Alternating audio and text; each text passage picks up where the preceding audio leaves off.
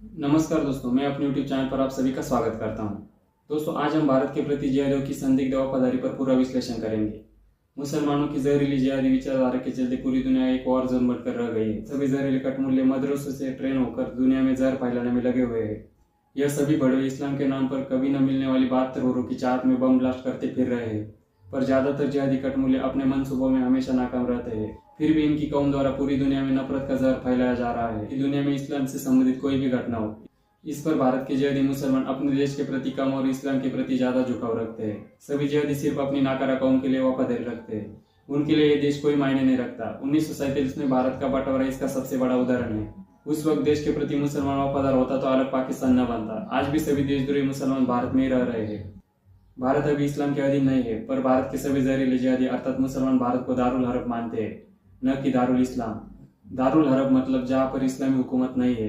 मुसलमानों के लिए वह एक युद्ध का घर है, जहाँ पर युद्ध लड़कर इस्लाम को स्थापित करने का प्रयास किया जाएगा। दारुल इस्लाम का अर्थ है इस्लामी हुकूमत, जिसका ख्वाब भारत का हर एक देशद्रोही मुसलमान देखता है और उसे अंजाम देने की फिराक में रहता है।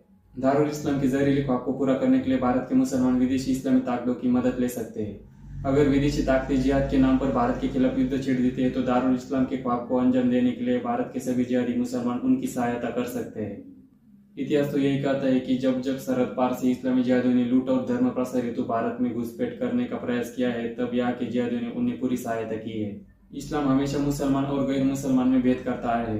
भारत में कई जिहादी सोच वाले मुसलमान जिस भाईचारे की बात करते हैं वो सिर्फ मुसलमान से मुसलमान वाले भाईचारे की बात होती है। वास्तविकता यह है कि गैर मुसलमानों के लिए मुसलमानों के अंदर सिर्फ घृणा और शत्रुता है।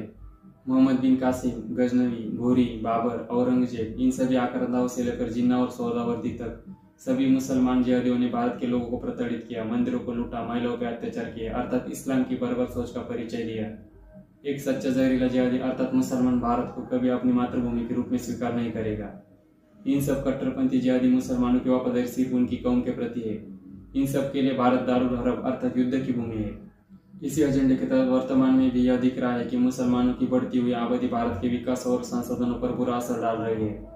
सन 1947 में जिस तरह से इस्लामिक जिहादियों ने अपने हिस्से का अलग पाकिस्तान ले लिया, उस हिसाब से देखा जाए तो भारत की 1 इंच भूमि पर भी इन बढ़ों का कोई हक नहीं बनता। सन 1947 में ही भारत के सारे मुसलमानों को पाकिस्तान भेज देना चाहिए था, पर मोहनदास गांधी और जवाहरलाल नेहरू ने अपने राजनीतिक एजेंडे के तहत सभी जिहादियों को भारत भूमि पर रहने दिया।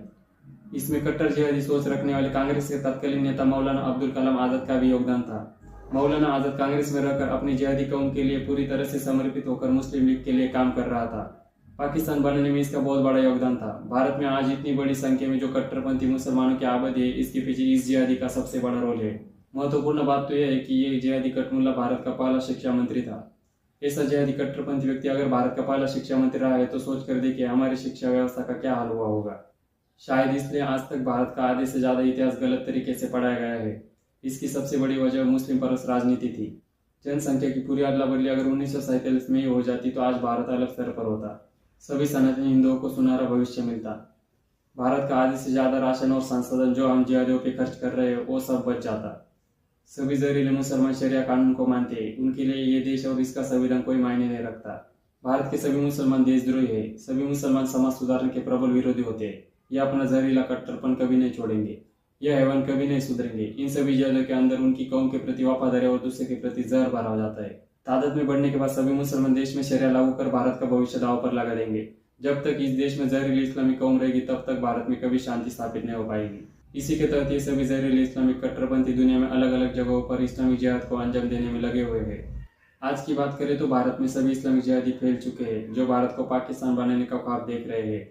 ये बात अलग है कि भारत में जगे हुए सनातनियों का सामर्थ्य इस्लामिक जिहादियों से अधिक है, पर इस्लामिक जिहादियों के मंसूबों को ज्यादा दिनों तक नजरअंदाज नहीं किया जा सकता। सभी हिंदू अगर ऐसे ही मुसलमानों के जिहादी एजेंडे को दुर्लक्षित और नजरअंदाज करते रहे तो भविष्य में भारत का आने वाला हर दिन डायरेक्ट एक्शन डे होगा।